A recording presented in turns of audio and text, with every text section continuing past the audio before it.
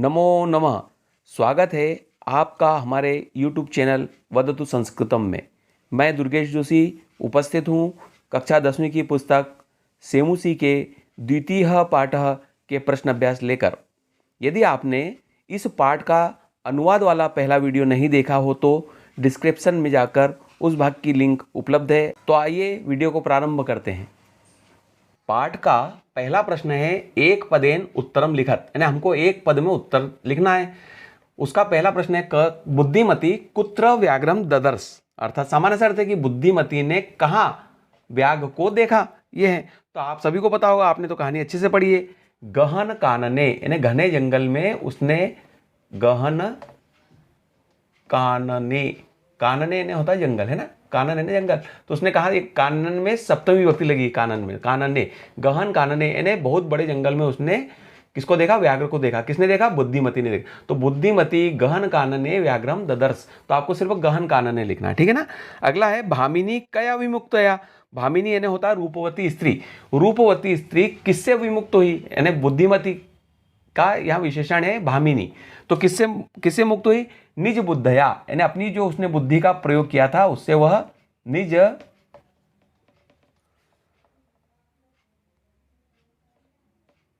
बुद्धया, यानी अपनी बुद्धि के द्वारा, यानी अपनी बुद्धि का सही प्रयोग करके वह बाघ के भय से मुक्त हो गई। अगला प्रश्न है सर्वदा सर्व कार्येषु का बलवती, यानी हमेशा सभी कार्यों में कौन बलवान है? आप सभी को पूरे पाठ का निचोड़ पता है कि सभी कार्यों में बुद्धि ही सबसे ज्यादा बलवान है। वह बल पर भी भारी पड़ती है और बुद्धि के बल पर ही उसने शेर को भगा दिया। इस प्रकार ये हमारे 3 प्रश्न हैं। अब अगला प्रश्न है व्याघ्र कस्मात विभेति, यानी व्याघ्र किससे डरता है? तो इसका सीधा सा उत्तर हो जाएगा मानुषात, यानी मनुष्य से। किससे डरता है व्याघ्र? मनुष्य से डरता है। ये उस पुस्तक और उस कहानी में, नहीं तो वैसे मनुष्य से डरता नहीं है, परंतु उस पुस्तक में किससे डरता है व्याघ्र? मनुष्य से डरता है। अगला प्रश्न है प्रत्युत्पन्न मति ही बुद्धिमति ही किम आक्षिपंती उवाच। उवाच ने होता है कहना और आक्षिपंती ने होता है झिड़क कर। प्रत्युत्पन्न मति यानी तुरंत अपनी बुद्धि का उपयोग करने वाली बुद्धिमती किसे झिड़कती हुई बोली, यानी किसको डांटती हुई बोली या किससे गुस्से से बोली? तो इसमें आ जाएगा जम्बुकम। किससे बोली वो? जम्बुकम, यानी सियार को झिड़कती हुई बोली। ये इसका प्रश्न हो गया। ये हमारा एक पदेन उत्तरम यहाँ प्रश्न यहाँ समाप्त होता है। दूसरा प्रश्न है अधोलिखितानाम प्रश्नानाम उत्तराणि संस्कृत भाषया लिखत। अधोलिखितानि यानी नीचे लिखे हुए प्रश्नों के उत्तर संस्कृत भाषया लिखत, संस्कृत भाषा में लिखिए। पहला प्रश्न है बुद्धिमती केन उपेता पितुर्गृहम प्रति चलिता।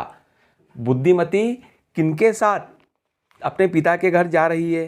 तो बुद्धिमती पुत्र द्वयोपेता पितुर्गृहम प्रति चलिता। बुद्धिमती 2 पुत्रों के साथ पिता के घर की ओर चली या जा रही है, ठीक है। दूसरा प्रश्न है व्याघ्र किम विचारे पलायितः, यानी व्याघ्र क्या सोचकर भागा? बाघ क्या सोचकर भागा? तो व्याघ्र व्याघ्र मारी काचित इयम इति। व्याघ्र ने सोचा कि कोई बाघ को मारने वाली है, यह सोचकर विचार्यम पलायितः, वह भागने लगा। अगला प्रश्न है लोके महतो भयात कह मुच्यते, अर्थात संसार में बड़े बड़े भय से, लोके महतो भयात, बड़े बड़े डर से कौन छूट जाता है? तो लोके महतो भयात बुद्धिमानः मुच्यते, लोग में बड़े बड़े भय से बुद्धिमान छूट जाता है। दूसरे का चौथा प्रश्न है जम्बुकः किम वदन व्याघ्रस्य उपहासम करोति, यानी जम्बुक वदन यानी क्या बोलकर व्याघ्र का उपहास करता है। यहाँ वदन के नाम में हलंत है ना, करते हुए। जम्बुक क्या बोलते हुए व्याघ्र का उपहास करता है? तो व्याघ्र त्वया महत कौतुकम आवेदितम। व्याघ्र वो बोलता है कि अरे व्याघ्र तुमने तो बड़े हंसी की बात बोल दी, हंसी की बात कही। यन मानुषादापि विभेति, कि तुम मनुष्य से भी डरते हो। इति वदन जम्बुकः व्याघ्रस्य उपहासम करोति, ऐसा बोलते हुए सियार व्याघ्र का उपहास करता है या उसकी हंसी उड़ाता है। प्रश्न 2 का अंतिम प्रश्न है बुद्धिमती श्रृंगालम की मुक्तवती। बुद्धिमती ने श्रृंगाल से क्या कहा? तो बुद्धिमती ने श्रृंगाल से कहा रे रे धूर्त, अरे अरे मूर्ख, त्वया मह्यम पुरा व्याघ्र त्रयम दत्तम, तूने मुझे तो पहले 3 बाघ दिए थे। विश्वासस्य अद एकम आनी कथम यासी इति, और आज तुम पर विश्वास किया तो तुम एक बाघ लेकर आए हो, और कहाँ जा रहे हो? बुद्धिमती श्रृंगालम उक्तवती। इस प्रकार से बुद्धिमती श्रृंगाल को कहती है। प्रश्न क्रमांक 3 है, स्थूल पदम माधृत्य प्रश्न निर्माणम कुरुत। यानी स्थूल पदों को आधृत्य यानी जान करके, क्या ध्यान रख के प्रश्न निर्माणम कुरुत। अब देखो स्थूल पद यानी जो थोड़े मोटे हों अन्य शब्दों से, जैसे तत्र राजसिंहो नाम राजपुत्र वसति स्म, इसमें राजसिंहो, यहाँ चपेटया, यहाँ व्याघ्रम, मानुषात और मह्यम। कुल मिलाकर प्रश्न निर्माणम कुरुत यानी ये उत्तर दिए हैं एक प्रकार से, और हमको इसकी जगह जो स्थूल पद है यहाँ कोई सा ऐसा शब्द रखना है जो इसको प्रश्न बना दे। जैसे लिखा तत्र राजसिंहो नाम राजपुत्र वसति स्म, यानी वहाँ राजसिंह नामक राजपुत्र रहता था। तो इसका प्रश्न क्या बनेगा? वहाँ किस नाम का व्यक्ति रहता था? राजसिंह की जगह क्या आएगा? तो इसको संस्कृत में यहाँ की जगह बनेगा को। ठीक है, यहां क्या आ जाएगा? राजसिंह की जगह को। तत्र को नाम राजपुत्र वसति स्म। ठीक है ना। अगला है बुद्धिमती चपेटया पुत्रो प्रहर्तवती, अर्थात बुद्धिमती ने थप्पड़ से दोनों पुत्रों को मारा। अब किससे मारा? चपेटया। यहां स्थूल वाक्य क्या है? चपेटया। तो चपेटया का जो प्रश्नवाचक चिन्ह बनेगा वो बनेगा कया। ठीक है, क्लियर हो रहा है ना? कया, ये तृतीया विभक्ति है ना। तो प्रश्न क्या हो गया? बुद्धिमती कया पुत्रो प्रहर्तवती। यहां क्या हो गया? तत्र को नाम राजपुत्र वसति स्म। अगला प्रश्न है व्याघ्रम दृष्टवा धूर्तः श्रृंगालः अवदत्। अब यहां व्याघ्रम जो है वह स्थूल पद है। इसका अर्थ हुआ है कि व्याघ्र को देखकर धूर्त सिंहार बोला। व्याघ्रम दृष्टवा धूर्त सिंहार बोल अवदत्, यानी व्याघ्र को, तो किसको देखकर बोला? तो व्याघ्र को देखकर बोला। तो किसको को के लिए संस्कृत में आता है कम। ठीक है ना, कम आएगा। तो अब प्रश्न क्या हो गया? कम दृष्टवा धूर्तः श्रृंगाल, ये व्याघ्रम की जगह कम आ गया, तो कम दृष्टवा धूर्तः श्रृंगाल अवदत्। ठीक है ना। अब है त्वम मानुषात विवेति विवेशी। इस प्रश्न में यहां मानुषात जो है वो स्थूल वाक्य, ये क्या है? स्थूल पद है। तो मानुषात की जगह आ जाएगा कस्मात। ठीक है ना, ये हो गया कस्मात। कस्मात यानी होता है किससे से। ठीक है, त्वम मानुषात विवेशी, तुम मनुष्य से डरते हो। तुम किससे डरते हो? तो तुम कस्मात विवेशी। अगला है पुरा त्वया मह्यम व्याघ्र त्रयम दत्त, यानी पुराने समय में तो तुमने मुझे 3 बाघ दिए थे, मुझे 3। तो अब प्रश्न क्या बन जाएगा? पहले तुमने मुझे 3 बाघ दिए थे, अब बनेगा प्रश्न यहाँ त्रया की जगह, मह्यम की जगह आ जाएगा कस्मई। ठीक है, कस्मई। तो क्या प्रश्न बन गया? पुरा त्वया कस्मई व्याघ्र त्रयम दत्ता, अर्थात पहले तुमने किसको 3 बाघ दिए थे? उत्तर यहां लिखा हुआ है कि पहले तुमने मुझे 3 बाघ दिए थे।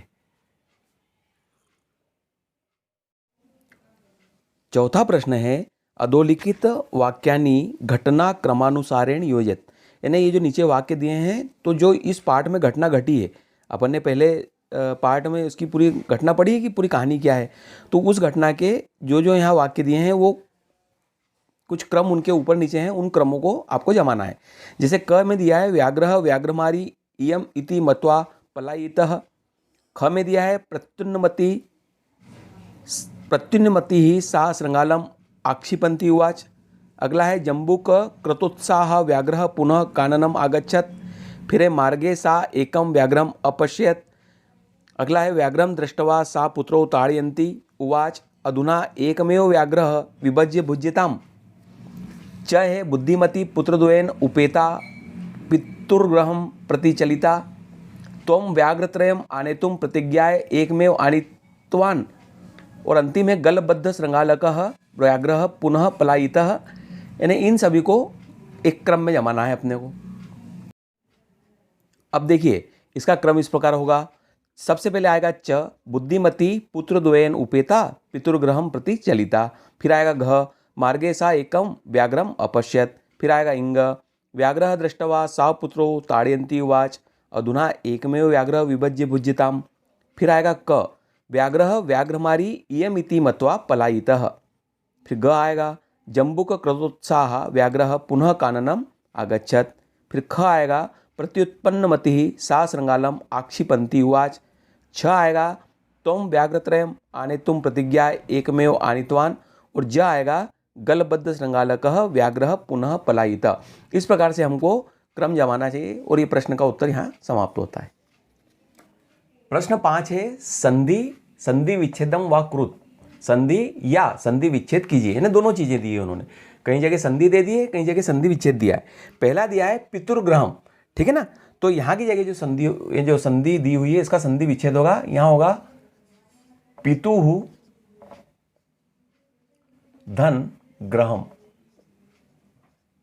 ठीक है। तो इसका जो उच्चारण होगा क्या होगा, पितुर्ग्रहम, ठीक है। फिर दिया है एकैकः, एकैकः में यहां आएगा एकः धन एकः, तो ये हो जाएगा एकैकः, ठीक है ना। फिर अब देखिए यहां की जगह उसने संधि विच्छेद दे दिया है अन्यः धन अपि, इसकी संधि करना है तो ये हो जाएगी अन्योपि, अन्यो अपि। फिर जो अगला प्रश्न है उसमें भी उसने संधि की हुई है, इति धन उक्त्वा, तो ये हो जाएगा इत्युक्त्वा, इत्युक्त्वा, ठीक है ना, यानी ऐसा कहकर, ये उसका अर्थ होता है। अगला जो प्रश्न है उसमें भी उसने संधि विच्छेद दिया हुआ है, यत्र आस्ते, तो ये दोनों आपस में जब मिलेंगे तो हो जाएगा यत्रास्ते, ठीक है।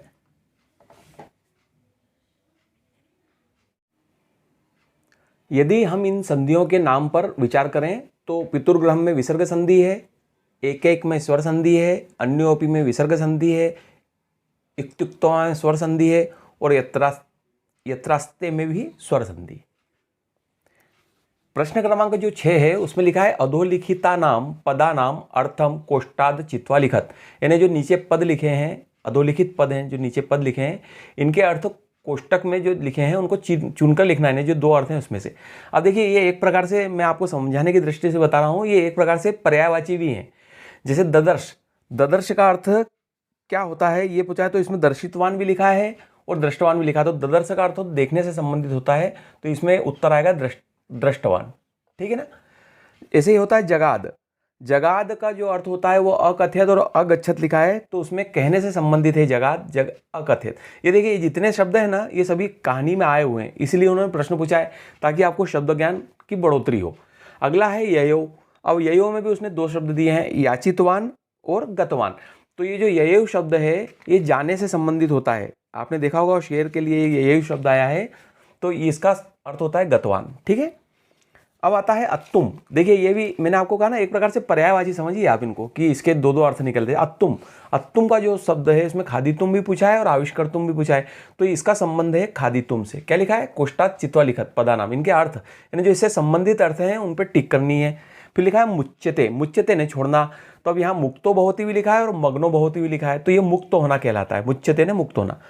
अगला है इच्छते, ये जो इच्छ होता है जैसे परीक्षा जो होता है ना तो उसमें पर धन इच्छ है, ये वो वाला इच्छ है, इच्छ ने देखना, पश्यति और इच्छति दो लिखा हुआ है, इच्छति यानी इच्छा करना होता है, क्योंकि इच्छ धातु यहाँ देखने से संबंधित है, इसके लिए इसका उत्तर पश्यति होगा। अब आता है प्रश्न क्रमांक 7। ये जो 7वां प्रश्न है ना इसमें दो पार्ट हैं, अ और आ। तो पहला जो है उसमें लिखा है पाठात चित्वा पर्याय पदम लिखत। सामान्य सी बात है कि उसका पर्याय लिखना है और पाठ में से चुन चुन कर लिखना है, क्योंकि पाठ में सभी आए होंगे तभी तो यहाँ दिए हैं, है ना। तो जैसे वनम दिया है, वनम में जंगल होता है, तो आपको पता है आपने देखा होगा कि यहाँ की जगह एक नया शब्द मिला हमें काननम, है ना। वो जो लेडीज थी वो बुद्धिमती थी, अपने दो पुत्रों को लेके कानने जा रही थी ना, जंगल घने कानन में गई थी, तो काननम हो गया। अब श्रृंगालह लिखा है, श्रृंगालह का भी उसमें आपने देखा होगा पर्याय मिला है हमको जम्बूकह, ठीक है ना। इससे हमारा क्या है, शब्द ज्ञान बढ़ता है अगर हम इन चीज़ों पर ध्यान देते हैं। तो जम्बूकह ये हो गया। फिर होता है शीघ्रम, शीघ्रम के लिए वहाँ एक सत्वरम शब्द आया हुआ है, ठीक है, तो ये सत्वरम, ये सत्वरम जो हो गया इसका शीघ्रम का पर्याय हो गया, ठीक है। अगला है पत्नी, पत्नी के लिए जो संस्कृत में एक शब्द आया है वो है भार्या। अब आप लोग ध्यान रखिएगा कि भार्या यानी भी पत्नी होता है, ठीक है। अब है गच्छसी, गच्छसी के लिए यासी शब्द आया है, ठीक है। तो ये इनके उत्तर हो गए, सभी के पर्यायवाची हो गए। अब इसका जो 7वें का जो आ है उसमें लिखा हुआ है पाठात चित्वा विपरीतार्थक पदम लिखत। तो अब हम विपरीत पद देखते हैं। अब इस विपरीत में जैसा पहला दिया हुआ है प्रथमा, प्रथमा का विपरीत होता है द्वितीय। ठीक है, इस सब पुस्तक में दिया हुआ है, आपको ध्यान से देखना पड़ेगा। ठीक है ना। अब यह उक्तवा, उक्तवा इन्हें होता है कहकर, तो कहकर का उल्टा होता है श्रुत्वा इन्हें सुनकर। यहां कहकर तो यहां सुनकर। क्लियर।